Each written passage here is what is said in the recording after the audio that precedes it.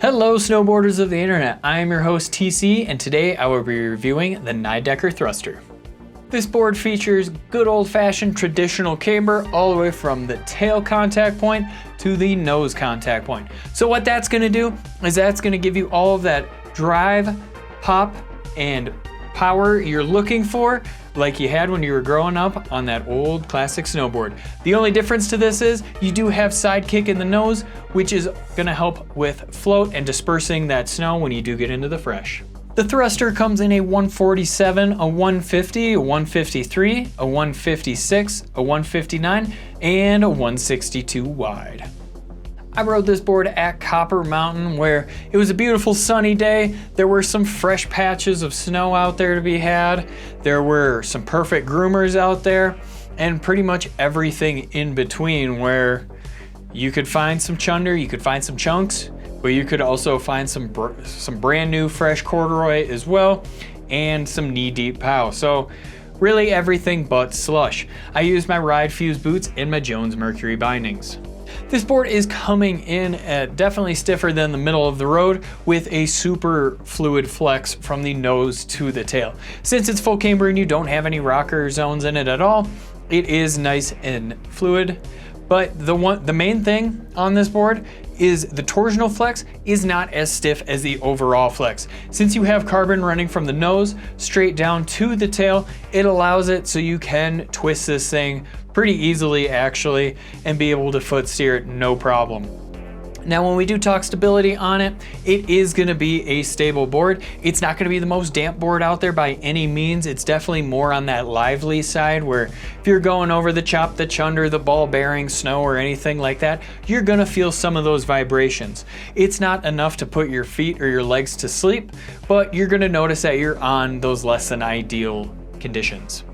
This board has a really nice pop to it, so when you do load it up, expect a little bit more time. As I mentioned before, it does have that carbon running from the nose to the tail, so that does require a little bit extra effort to load it up. But once you do get it loaded up, that carbon's gonna really pop this thing to the moon, where it's loaded, it's popped. If you do land a little bit backseat, that carbon and that stiffer tail's also gonna help you just bring it right back down to bolts. When I was landing in powder on it, I had zero problems. Even if I did land bolts, this side kick on the nose definitely helped that nose float a little bit more, didn't allow it to just submarine straight under the snow, causing me to fall forward or anything like that.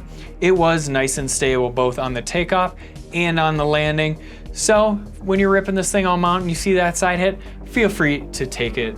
If you're enjoying this video, or even if you're not, you might as well like, subscribe, click that bell, and turn on those notifications so you don't miss any of our scheduled programming.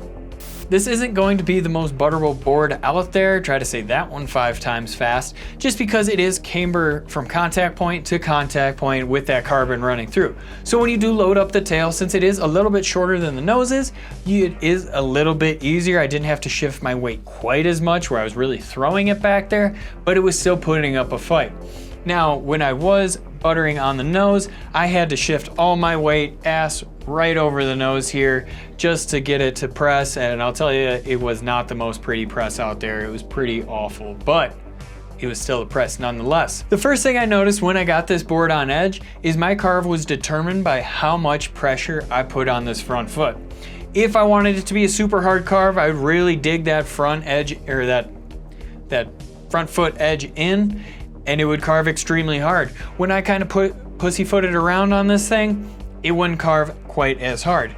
That being said, it'll handle any size carve, no problem there, especially because it does have a longer side cut on it. Those large and those medium carves are super comfortable. Because it's not the most wide board out there or anything like that, it will get over pretty quickly, but you will notice there is no rocker zone to help you with that, so getting it on edge is gonna be all on you there. But this thing definitely excels, as I mentioned before, in those large and medium carves because of that longer side cut. It just holds that edge really well, especially with speed. Speed's gonna be your friend for sure, and that's definitely gonna translate into those Euro carves where it'll handle them, no problem. Just keep all that pressure in between your feet there and really initiate with your front foot and you're gonna have no problem. Rider in mind. This board is made for that free ride oriented person that really just wants to go fast and pretty much test the mountain in front of them. They don't want their board to restrict how they ride. They just want it to handle everything that they do, and they want that classic camber profile to it, where it's not gonna soften anything up for them, it's all meat and potatoes. If you're looking for another way to get involved in the Angry Snowboarder community, head on over to Angry Snowboarder VIP.